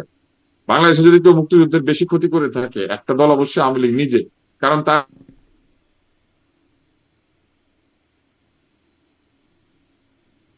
আগে রোজনামচা বলেন শুধু প্রকাশ করেছে, পরে নাই। জি। আম, মানে এই প্রশ্নটা করছিলাম যে এই এই উপদেষ্টারাও কি সেফ এক্সিট পেয়ে যাচ্ছেন কিনা, যেটি নাহিদ ইসলাম বলেছেন, মানে এটা তাদের, আমরা বলতে পারি না এখনো, ও সেফ এক্সিট পেয়েছেন না কি পেয়েছেন এটা আমরা জানি না। বলতে পারি না, মানে সেফ। এখনো তো বলার টাইমটা আসে নাই। এই আস্তে আস্তে আবিষ্কার হবে, আবিষ্কার হতে হতে বের হবে কার কে সেফ এক্সিট পেয়েছেন কে পান নাই। আচ্ছা, কিন্তু ডক্টর মোহাম্মদ তবে ইউনূসের কথা, উপদেষ্টা মন্ডলীর বহু মানুষ সম্পর্কে আমাদের শ্রদ্ধা ছিল, সেই শ্রদ্ধা সম্পূর্ণ বিনষ্ট হয়েছে। এই উপদেষ্টা মন্ডলীতে প্রচুর মানুষজন ছিলেন যাদেরকে আমরা একসময় শ্রদ্ধা করতাম, সেই শ্রদ্ধা তারা বিনষ্ট করেছেন নিজের হাতে। কিছু বলার না। হুম। আপনি বলছিলেন প্রধান উপদেষ্টার কথা, তাকে তিনি প্যারিসে যাচ্ছেন, তিনি মানে দীর্ঘদিনের তার সহচর বা সহকর্মী লামিয়া মোর্শেদ তাকে নিয়ে কিন্তু প্যারিসে। হামের রোগী দেখতে হাসপাতালে যায় নাই কিন্তু। না। বাংলাদেশে একটা হামের রোগী দেখতে উনি হাসপাতালে যাবে না কোনোদিন। জি, তিনি প্যারিসে যাচ্ছেন বা তার উপদেষ্টা আরেকজন উনি উনি মোস্তফা বিভিন্ন সারওয়ার মানুষের ফারুকী। বাড়িতে গিয়ে কান্নার অভিনয় করেছিলেন, কিন্তু এখন যে 600-র বেশি শিশু মারা গিয়েছে উনি একটা দুঃখ পর্যন্ত প্রকাশ করেন না। জি। আর সেই স্বাস্থ্য উপদেষ্টাকে তো দেখাই যাচ্ছে না। তার মানে মানে নাটক কম করো প্রিয়, নাটক কম করো প্রিয় বলে আমাদের প্রধান উপদেষ্টা নিজেও নাটক করেছেন। এইখানে আমাদের অসুবিধা। আচ্ছা। আহ, মোস্তফা নাটক সারওয়ার উনিও ফারুকী কম জান তিনিও না। অস্ট্রেলিয়া চলে গেছেন। পুরুষ চরিত্রে, পুরুষ চরিত্রের প্রধান অভিনেতা নাটকের ভিতরে পুরুষ চরিত্রের প্রধান অভিনেতা উনি ছিলেন। আর বাকি অভিনেতারা? নারী চরিত্রের অভিনেতা চলে গিয়েছেন। আর বাকি অভিনেতাদের কথাও আরেকটু জানতে চাই। সম্প্রতি মানে আমরা বাকি সম্প্রতি অভিনেতাদের জন্য আপনি সম্প্রতি শুনলাম চলচ্চিত্রটা না পুরোটা ডাক্তার দেখেন। আব্দুল তুষার, সম্প্রতি আমরা শুনলাম বাকি না। বাকি বাকি অভিনেতাদের দেখার জন্য আপনাকে পুরো চলচ্চিত্রটা দেখতে হবে, আপনি এখনো ইন্টারভেল পর্যন্ত পৌঁছান নাই। আচ্ছা, কিন্তু যতটুকু দেখেছি তার উপরেই একটু জানবো, যে ধরেন চলচ্চিত্রের যে অংশে আমরা শুনলাম যে কিচেন ক্যাবিনেটের কথা, সাবেক উপদেষ্টাদের কাছে শুনলাম, পররাষ্ট্র উপদেষ্টা বা তৎকালীন মানে তারপর ব্রিগেডিয়ার শাখা সহ আরও অন্তত 3-4 জন উপদেষ্টার মুখে এই কিচেন ক্যাবিনেট কথাটা শুনলাম। সম্প্রতি আসিফ মাহমুদ সজীব ভুঁইয়া একটি সাক্ষাৎকারে তিনি বললেন যে কারা ছিলেন সেই কিচেন ক্যাবিনেটে, অর্থ উপদেষ্টা মানে সালাউদ্দিন আহমেদ, পরিকল্পনা উপদেষ্টা ওয়াহিদুদ্দিন মাহমুদ, পানি সম্পদ উপদেষ্টা রিজওয়ানা হাসান, জ্বালানি উপদেষ্টা মোহাম্মদ ফাজুল কবির, গণপূর্ত উপদেষ্টা আদিলুর রহমান খান, আইন উপদেষ্টা আসিফ নজরুল, এরা ছিলেন কিচেন ক্যাবিনেটে। ওনারা অনেকেই বাংলাদেশে আছেন, ওনারা অনেকেই বাংলাদেশে আছেন।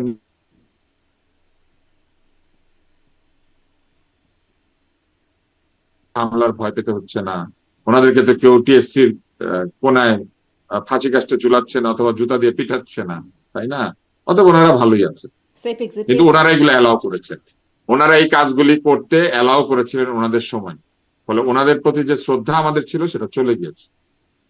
ওনাদের হয়তো কেউ ছবি ঝুলিয়ে ওখানে জুতা পিটা করছে না, কিন্তু ওই উপদেষ্টাদের মধ্যে একাধিক ব্যক্তি আছেন যাদেরকে মনে মনে স্বপ্নে বিভিন্ন সময় বহু মানুষ জুতা পিটা করছে। স্বপ্নে জুতা পিটা করছেন। আচ্ছা। আহ, আসিফ মাহমুদ এই হ্যাঁ, এদেরকে। তারা ভদ্রলোক তো এই কাজ করবে না, কোন সভ্যভব্য মানুষ তো এই কাজ করবে না যে শিক্ষিত সম্মানিত বয়োজ্যেষ্ঠ ছবি টিএসসি তে লাগিয়ে জুতা পিটা করবে। কিন্তু মনে মনে তো জুতা পিটা তারা হচ্ছে। আজকে যে আমি তাদেরকে নিয়ে এইভাবে কথা বলছি, এটা এক ধরনের জুতা পিটা না? এটাই আসলে তাদের একটা পরিণতি, মানে বাকিগুলো আসলে সেফ এক্সিটের মধ্যে পড়ে যাচ্ছে, মনে মনে জুতা পিটাটাই মনে হয় এখনকার তাদের অবস্থান নাকি? হ্যাঁ, ঘৃণা। মনে মনে এটা এক ধরনের ঘৃণা, যে তুমি তুমি অন্যের সম্মানকে বিপর্যস্ত হতে দিয়ে নিজেকে সম্মানিত ভেবেছো। জি, মনে মনে জুতা একটা পিটা। আচ্ছা, ভিসি ছিল না নিয়াজ আচ্ছা। সাহেব? হ্যাঁ। নিয়াজ সাহেব যখন ভিসি ছিল, হ্যাঁ। উনি ওনার ওই ভিসি থাকা অবস্থায় ওইখানে বহু মানুষকে ওনার মানে প্রতি সপ্তাহে কাউকে না কাউকে এরকম টিএসসি তে ছবি ঝুলিয়ে জুতা মেরে এইটা করে সেইটা করে ঝাঁটাপিটা করে প্রতি সপ্তাহে এগুলো চলছিল। তো নিয়াজ সাহেব ভিসি হইতে পারেন, কিন্তু উনি একজন অসভ্য ব্যক্তি, এটা তো আমি বলতে পারবো না? অবশ্যই বলতে পারবো। উনি অসভ্য লোক, এবং অসভ্য লোকটা ঠিক জায়গা থেকে এখন চাকরি করে, গ্রামীণ ইউনিভার্সিটিতে গিয়েছিলই তো এই জন্য। এদেরকে সবাইকে এই কাজ করা হয়েছিল, গ্রামীণ থেকে তারা এখানে এসেছিলেন, এখান থেকে আবার গ্রামীণে গিয়েছে। আহ, আর আসিফ রাষ্ট্রদূত মাহমুদ হওয়ার সজীব তদবির ভুঁইয়া। করেছিলেন, আপনার মনে আছে? রাষ্ট্রদূত হওয়ার তদবিরও করেছিলেন। আসিফ মাহমুদ সজীব ভুঁইয়ার যে ইন্টারভিউতে কথা বলছি সেখানে তিনি আরও বলছেন যে যে কিচেন ক্যাবিনেটের সদস্যদের নিয়ে আলোচনা হলেও শেষের দিকে সব কিছু এক ব্যক্তি কেন্দ্রিক হয়ে যেত, তিনি হচ্ছেন নিরাপত্তা উপদেষ্টা খলিলুর রহমান। তার কথা তিনি বলছেন, যিনি আবার বর্তমান পররাষ্ট্রমন্ত্রী। জি। এবং এই খলিলুর রহমান এখন জাতিসংঘ সাধারণ পরিষদের সভাপতি নির্বাচিত হয়েছেন। এই ছোট্ট করে একটু বলবেন, এতে কি আসলে ভালো হলো না খারাপ হলো? দেখেন, পররাষ্ট্রমন্ত্রী একই পদে দুই। দেখেন, যতদিন উনি আসিফ মাহমুদের ক্যাবিনেটে ছিলেন তখন ওনার সব কাজ ভালো ছিল। যখনই আবার উনি এই ক্যাবিনেটে চলে এসেছেন তখন আবার উনি খারাপ। আমি আপনাকে একটা জিনিস বলি, যে কিচেন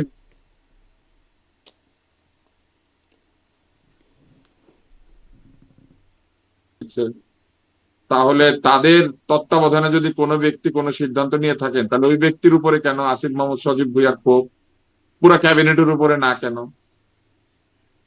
এটা অযৌক্তিক না? এটা তো অযৌক্তিক। আসিফ সমস্যা। মাহমুদ সজীব ভুঁইয়া শুধু ওনার পিছনে লেগেছেন কেন? কারণ আসিফ মাহমুদ সজীব ভুঁইয়া এখন মন্ত্রী নাই, উনি মন্ত্রী থেকে গিয়েছেন।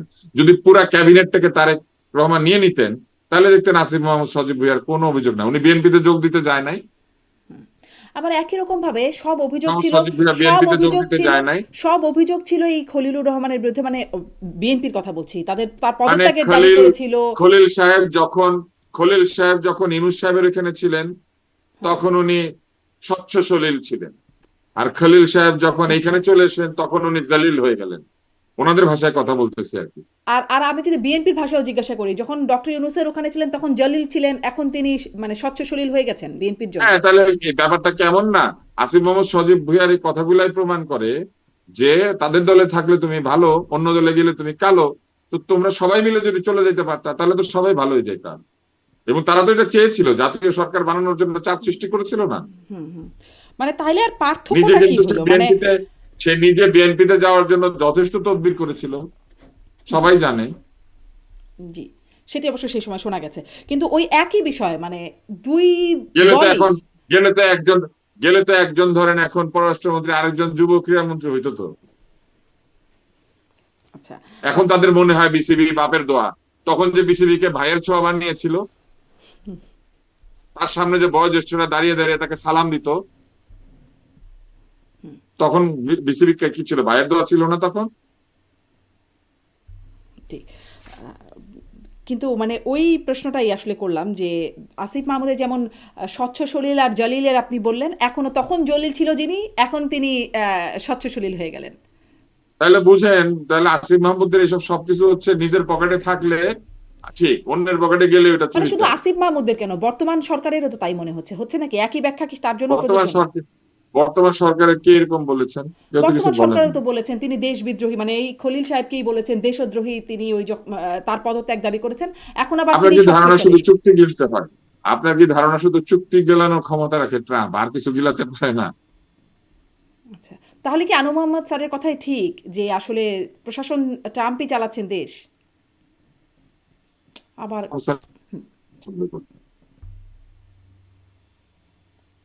জি, লাইনটি শুনতে পাইনি। বললাম যে আনু মোহাম্মদ স্যারকে কি আপনি অনেক পছন্দ করেন? বারবার আনু মোহাম্মদ স্যারের কথা টেনে কারণ আনু আনছেন। মোহাম্মদ স্যারের আনু কথাটা মোহাম্মদ খুব স্যারের ক্যাচি কথা ঠিক না। শোনাচ্ছে। কেন ঠিক না জানেন? যারা ইউনূসের মতো একটা লোকের হাতে আমাদেরকে তুলে দিতে পেরেছিলেন, এখন উনি যাই বলেন শুনতে চাই না আর কি। কানের মধ্যে যে কি একটা লাগিয়ে দিয়ে প্লেনের মধ্যে লোকে চিত হয়ে ঘুমায় থাকে না? আচ্ছা, সো এখন তার অনেক বলেছেন। এখন একটু চুপচাপ যদি জাহাঙ্গীরনগর বিশ্ববিদ্যালয়ের আশেপাশে গাছ টাছ লাগান, ভালো হয়।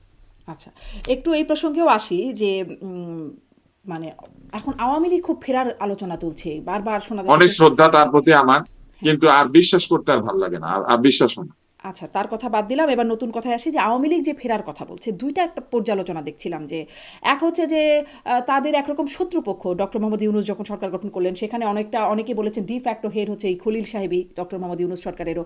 তিনি এখন জাতিসংঘ সাধারণ পরিষদের সভাপতি নির্বাচিত হয়েছেন, ফলে সেটি আওয়ামী লীগের জন্য খুবই একটা দুশ্চিন্তার বিষয়, এরকম একটা পর্যালোচনা আছে। বা তাদের ফেরার জন্য আওয়ামী লীগের জন্য কি হয়েছে? দুশ্চিন্তা বা তাদের রাজনীতিতে ফেরার জন্য একটা। না কেন? সাধারণ না, আমি পরিষদের দুটো সভাপতি কোনো দুটোই বলি, আমি দুটোই সাধারণ বলি, পরিষদের ডাক্তার সভাপতি তুষার কোনো আপনি দুটো ক্ষমতাবান বিশ্লেষণ ব্যক্তি না। একসাথে দেন, দুটো সাধারণ বিশ্লেষণই একসাথে পরিষদের দেন। সভাপতি একটা সম্মানের পদ, এটা ক্ষমতার পদ না। হ্যাঁ, জি, সম্মানের পদ, কিন্তু আন্তর্জাতিক একটা পদ, ফলে তাদের একটা এরকম একটা বিশ্লেষণ যেমন আছেন সেটাকে আপনি ডিনাই করছেন, আর একটা বিশ্লেষণ আবার এরকম আছে যে তিনি আমি যখন। ডিনাই করছি না। আমি সাধারণ পরিষদের এই পদটা নিয়ে আমি ব্যাপারটা বলি। সাধারণ পরিষদে এইবার একটা টার্ন থাকে, সেই টার্নের মধ্যে বাংলাদেশ প্রতিদ্বন্দ্বিতা করার মতো জায়গায় ছিল, ফলে বাংলাদেশ একজনকে প্রতিদ্বন্দ্বিতা করতে দিয়েছে। সেটা এই সরকার থাকার কারণে খলিল সাহেব হয়েছেন, অন্য সরকার থাকলে হয়তো আরেকজন হতে পারতেন। এইখানে যে কাজটা তিনি করবেন, তিনি সাধারণ পরিষদের সভাগুলিতে সভাপতিত্ব করবেন। উনি তো আর জাতিসংঘের মহাসচিব না, জাতিসংঘের অফিস বিয়ারন না। এটা একটা সম্মানের পদ, একটা রাষ্ট্রের পক্ষ হয়ে জাতিসংঘের সভাপতিত্ব করা। উনি ব্যক্তি সভাপতি না, কিন্তু বাংলাদেশ সভাপতি। বাংলাদেশ সভাপতিত্ব পদে ওনাকে পাঠিয়েছে। এবং এখানে যে ভোটাভুটি হয়েছে, সেই ভোটাভুটি হচ্ছে বিএনপি সরকারের একটা কূটনৈতিক সাফল্য। এটাকে অস্বীকার করা যাবে না, সত্য কথা। হুম, বড় বড় প্রতিষ্ঠানের, বড় বড় দেশের বিরোধিতা সত্ত্বেও বাংলাদেশ জিতে এসেছে। এখন বাংলাদেশ এখানে জিতে আসার ফলে উনি সাধারণ পরিষদের সভাপতি হয়েছেন।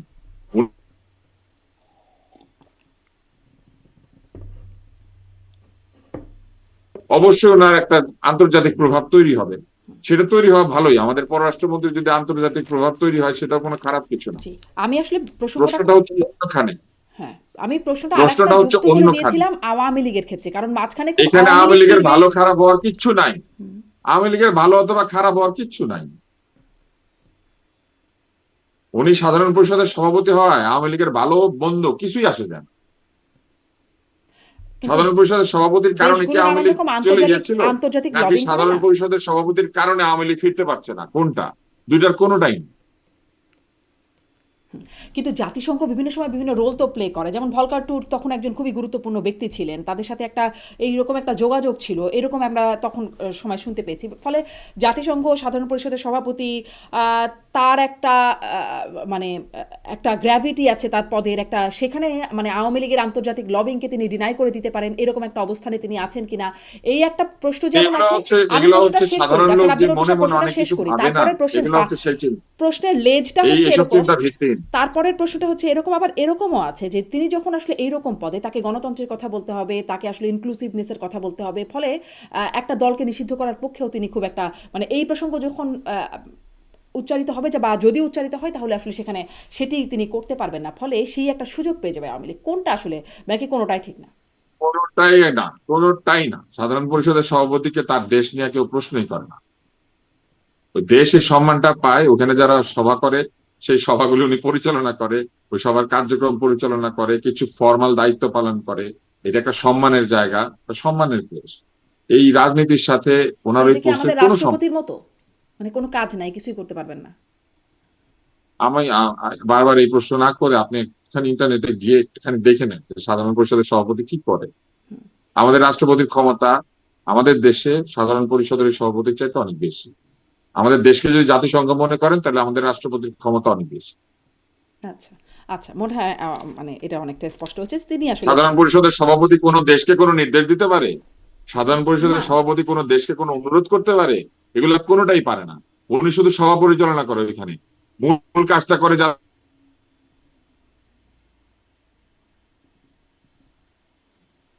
না কোথাও। ওগুলো সব করে মহাসচিব। মহাসচিব পদটা পাওয়ারফুল। আচ্ছা, তার মানে এইখানে হওয়ার, মানে জাতিসংঘের সাধারণ পরিষদের সভাপতি হওয়াতে জাস্ট একটা প্রেস্টিজিয়াস ব্যাপার, এতে আমাদের এটা কূটনৈতিক একটা সাফল্য খুব প্রেস্টিজিয়াস ভালোও ব্যাপার। হবে না, খুব। ওইখানে অনেক আলোচনা হবে, সেই আলোচনাগুলো উনি সভাপতিত্ব করবে, উনি মডারেট করবে। ওখানে যদি জুলফিকার আলী ভুট্টোর মতো কোনো বেয়াদব ঢুকে পড়ে, ঢুকে যে কাগজপত্র ছিঁড়ে উড়াই দিয়ে বেরোয় গেছিল, ওই বেয়াদব গুলাকে কন্ট্রোল করবে, এগুলা করবে। পরিষদে অনেক ওয়াকআউট হয়, অনেক কিছু হয়, জাস্ট লাইক এ স্পিকার। আচ্ছা, আম, জি, মোটামুটি মোটামুটি স্পষ্ট হলাম একটু, মানে যেহেতু আওয়ামী লীগ প্রসঙ্গটা টানলাম, তাদের নির্বাচন, তারা উনি বলছেন। ভালো ইংরেজি জানে। হ্যাঁ, অন্তত হুমায়ুন রশিদের পরে আরেকজন ভালো ইংরেজি জানা লোক ওখানে গিয়েছেন। ফাইন। আমাদের বাংলাদেশ সম্পর্কে মানুষের অ্যাটলিস্ট এইটুক ধারণা হবে যে দেশে স্মার্ট লোকজন আছে। আচ্ছা, আহ, আওয়ামী লীগের কথা বলছিলাম। আওয়ামী লীগ বলছে যে তারা সব নির্বাচনের সামনে অংশগ্রহণ করবে। স্থানীয় সরকার নির্বাচন সম্পর্কে ডাক্তার জাহিদকেও প্রশ্ন করা হচ্ছিল, যিনি প্রধানমন্ত্রীর উপদেষ্টা, তাকেও জিজ্ঞাসা করা হচ্ছিল। তিনি বলছেন যে সব, আসলে যেটি বোঝা যাচ্ছিল, তিনি আওয়ামী লীগের সবাই এখন সব নির্বাচনে অংশ নিতে পারবে, শুধু দলীয় স্লোগান বা দলীয় পরিচয় ব্যবহারটা করা যাবে না।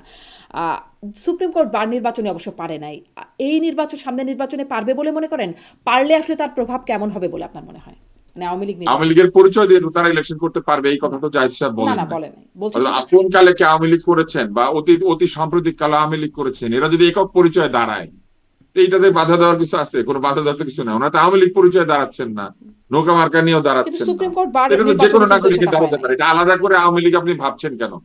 ওই লোকটা একদিন আওয়ামী লীগ করেছে, উনি কি গুপ্ত? আওয়ামী লীগের কত গুপ্ত সুপ্ত ছিল না? তারাও তো এখন বেরোয় এসে ইলেকশন করলে বলবেন তারা আওয়ামী লীগ। মানে এই যুক্তিটাই সুপ্রিম কোর্ট বার নির্বাচনের ক্ষেত্রে কিন্তু খাটে নাই। তখন শুধুমাত্র আওয়ামী লীগ বা আওয়ামী লীগ সমর্থকরা তাদেরকে নির্বাচনই করতে দেওয়া হয় নাই। নির্বাচনে যে কোনো লোককে স্থানীয় সরকার নির্বাচন কেন, যে কোনো নির্বাচনে যে কোনো নাগরিক দাঁড়াতে পারে। দলের পরিচয় দাঁড়াতে পারবে কি পারবে না সেটা হচ্ছে প্রশ্ন। আওয়ামী লীগ তো তার দলের পরিচয় স্থানীয় সরকার নির্বাচন করতে পারবে না। হুম, কে আওয়ামী লীগ করতো, সেই লোকটা যদি এসে নির্বাচনে দাঁড়ায়, তাকে বাধা তো সরকার কোন আইনে দিতেও পারবে না। উপায় নাই তো। মানে কিভাবে করতো দিবে? না, এখানে কোন যারা আইন আছে করে এরকম? করতো না, আপনি এমনকি কোনোদিন পদধারী আপনি নেতা। কোনোদিন আওয়ামী লীগ করে থাকলে ইলেকশন করতে পারবেন না, এরকম কি কোনো আইন আছে? করে থাকলে তো না। নিষিদ্ধ আইন যেটা আছে সেখানে তো এটা লেখা নাই। না, ডাক্তার আব্দুল লতিফ সাহেব করে থাকলে তো না, ডাক্তার জাহেদকে এই প্রশ্নটাও করা হয়েছিল, যারা এখনো মানে পদ পদবীধারী আছেন আওয়ামী লীগের, তারাও যদি আসলে আওয়ামী লীগের পরিচয় ছেড়ে তারা যদি এককভাবে নির্বাচন করেন করতে আওয়ামী পারেন। লীগের সেন্ট্রাল কমিটি এখানে নাই, বাকি কমিটি ঠিকই আছে। পদ প্রাপ্তি কি পদ ছিল ওই সময়? এই আওয়ামী লীগের গঠনতন্ত্র অনুযায়ী তাদের যে কাউন্সিল আবার ডিউ হয়ে গিয়েছে। কিন্তু কমিটি তো ভাঙে নাই। কাগজে কলমে এইসব পদের কোনো অস্তিত্ব নাই। জি, ঠিক একইভাবে আপনার সিপিইউ নাই, আপনি একটা কম্পিউটারের মধ্যে সিপিইউ নাই, হার্ড ড্রাইভের মধ্যে সফটওয়্যার নিয়ে ঘুরে বেড়াচ্ছেন। হুম, এটা কি মানে? ওই সফটওয়্যারের পদ পদবি আছে, কম্পিউটারে সিপিইউ নাই, র্যাম নাই, কম্পিউটারে পাওয়ার সাপ্লাই নাই, কম্পিউটারে কতগুলো হার্ড ড্রাইভের মধ্যে কতগুলো সফটওয়্যার আছে, সেটা কি এখন কম্পিউটার? জি, ওরকম আওয়ামী লীগের নেতা নাই, উপনেতা নাই, সংসদের লোকজন নাই, এলাকার নেতারা নাই, আওয়ামী লীগের সংগঠন নাই, করার পারমিশন নাই। এখন কে কবে পদে ছিল সেই পদের জন্য যার কার্যক্রম স্থগিত আছে সে স্থগিত আছে, সে যদি একা এসে দাঁড়ায় সে কি আওয়ামী লীগের পরিচয় দাঁড়াচ্ছে? সেটা তো দাঁড়াচ্ছে না। তো জাহিদ তো ঠিকই বলেছে। নিশ্চয়ই ঠিক বলেছেন, কিন্তু সেই ঠিকটা মানে সুপ্রিম কোর্ট বার নির্বাচনের ক্ষেত্রে খাটে নাই, তাই নয় কি? সেখানে আওয়ামী লীগ সুপ্রিম কোর্ট মানে সুপ্রিম কোর্টের যে নির্বাচন হয়েছে বার নির্বাচন, সেখানে আওয়ামী লীগ সমর্থক বলে তাদেরকে নির্বাচনই করতে দেওয়া হয়নি, অংশগ্রহণই করতে দেওয়া হয়নি। ওই যে আওয়ামী লীগের নাম দিয়ে এসেছিল, না না, তখন আসলে হয়তো ওখানে দেয়নি, তো আমি মানে জানি। দলীয় পরিচয় নির্বাচনের সুযোগই নাই, দলীয় পরিচয় স্থানীয় এটাই নির্বাচন। তো বড় ব্যাপার। আপনি যদি মনে করেন যে আপনি নির্বাচন করবেন, ওরকম সংঘবদ্ধ হয়েছে, নির্বাচন করুক। জি, জি, দেখা যাক করুক, সেখানে কি হয় নিশ্চয়ই সেটাও দেখা যাবে। আপনি জাতীয় কে সরকারের কথা পারবে কে বলছিলেন। পারবে না এটা তো নির্ভর করে তার সাংগঠনিক শক্তির উপরে। সেই নিশ্চয়ই। শক্তি আছে নাকি? যদি থাকে তাহলে সেটা দেখাতে কেউ না করেনি। জি, নিশ্চয়ই। আহ, মানে সুপ্রিম কোর্ট বার নির্বাচনে শোনেন, না করেছে। ঘোড়দৌড়ের মাঠে ছাগল দিয়ে দৌড় করিয়েছে, আর এখন সেটার ফলাফল ভোগ করছে। এটা দিয়ে তো কিছু করার নাই। ঘোড়াগুলো কি হয়েছে? ঘোড়ার জায়গায় ছাগল দিয়ে রাজনীতি করার ফলাফল পাবে না? আর ঘোড়াগুলো, ঘোড়াগুলো কি ছিল না, নাকি শুধু ছাগলই ছিল? ছাগলই ছিল। আর ঘোড়া ছিল না? ঘোড়াদের সম্মানিত ছিল না? ঘোড়ার সম্মান ছিল ওই দলে। মানে কিন্তু ঘোড়া ছিল কিনা? যার শক্তি আছে, সামর্থ্য আছে, যাদের শক্তি সামর্থ্য আছে, সেরকম লোকদের কোনো সম্মান ছিল? এখন কি মনে হয় যে তাদেরকে দিতে পারে এই ঘোড়দৌড়ের মাঠে ঘোড়া, নাকি এখনো ছাগলই দেওয়ার চিন্তা মনে হয়? আচ্ছা, আর একটু শেষের সরকার দিকে। চলেছে এক ব্যক্তির শাসনে, দল চলেছে এক ব্যক্তির শাসনে। চলুক, আল্লাহ তাদের মঙ্গল করুক। আচ্ছা, আপনি জাতীয় সরকার, আসিফ মাহমুদরা জাতীয় সরকারই তো চেয়েছিল বলছিলেন, জাতীয় সরকার তো বলেছিল মানে বিএনপিও বলেছিল যে ক্ষমতায় গেলে সর্বদলীয় সরকার, সকলকে নিয়ে সরকার করা হবে, জাতীয় সরকারের কথা উঠেছিল। হলো কি সেটা? মানে শুধু বিএনপি সরকারই তো দেখা যাচ্ছে, হলো কি সর্বদলীয় বা জাতীয় জাতীয় সরকার? সরকার করার মতো জাতীয় সরকার করার মতো পরিস্থিতি থাকে নাই। কেমনে করে করবে? জাতীয় সরকার কিভাবে হবে? করে নাই। এগুলোর উত্তর আপনি আমাকে যেসব প্রশ্ন করছেন, মনে হচ্ছে আমি বিএনপির নেতা। আমি তো বিএনপির নেতা না, আমি বিএনপি করি না, আমি বিএনপির রিপ্রেজেন্টেটিভ না, আমি আওয়ামী লীগেরও রিপ্রেজেন্টেটিভ না, আমি একটা সাধারণ নাগরিক।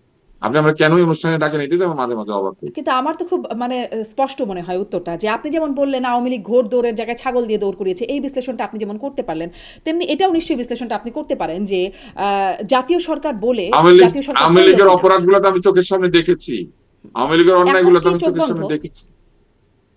না, জাতীয় সরকার করবে বলেছে, পরিস্থিতি নাই তাই করে নাই।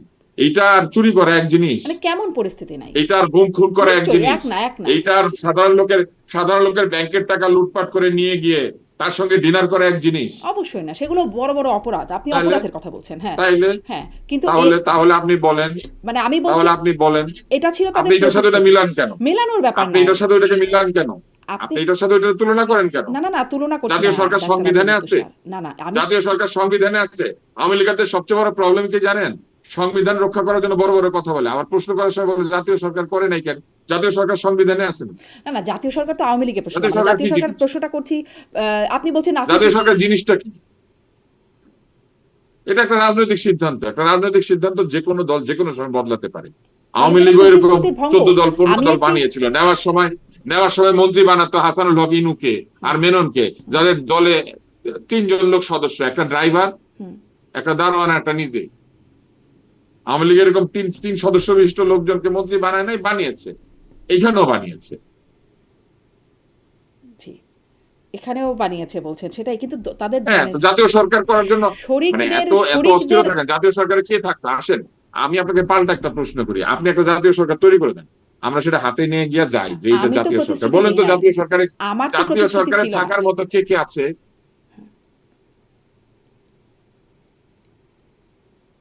এই যে মাঝখানে এই যে একটুখানি কথা শুনতে পেলাম না, তবে প্রতিশ্রুতি হ্যাঁ, মনে করেন আনু মোহাম্মদ স্যার, হ্যাঁ, আনু মোহাম্মদ স্যার।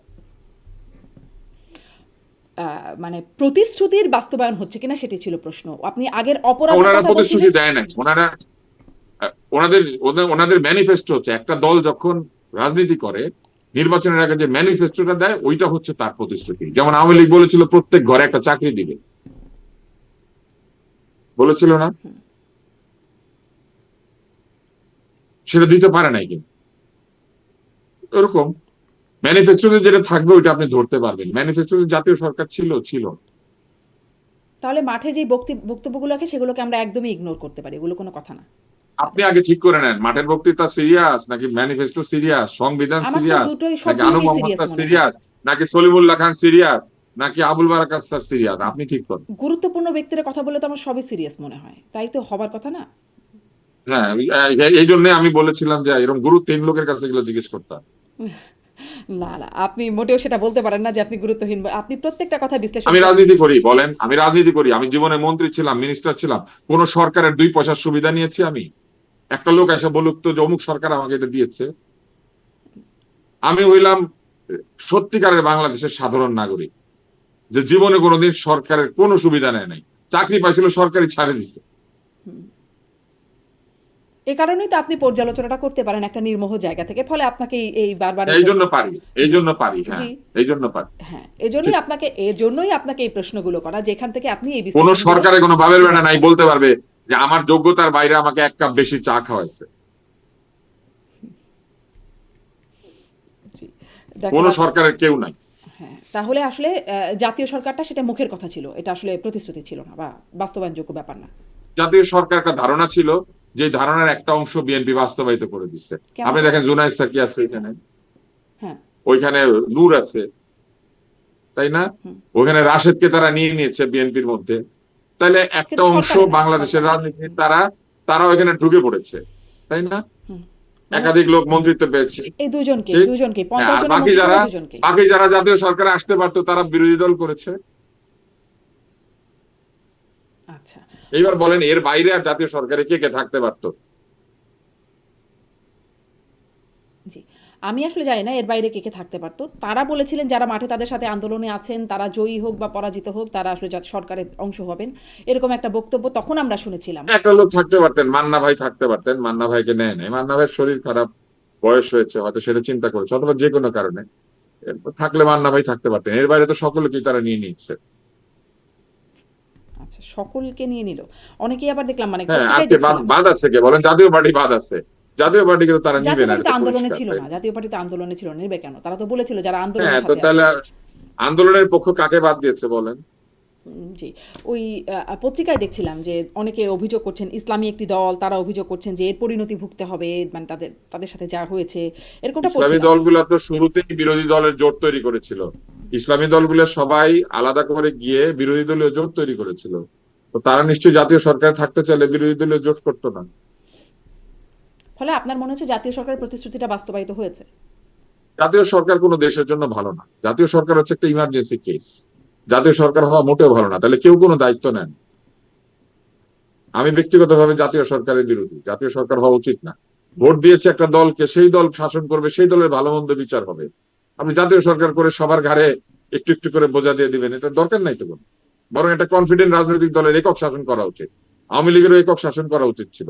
তারা মুখে 14 দল করেছে, কিন্তু আলটিমেটলি তো তারা একক দলের শাসন তৈরি করেছিল।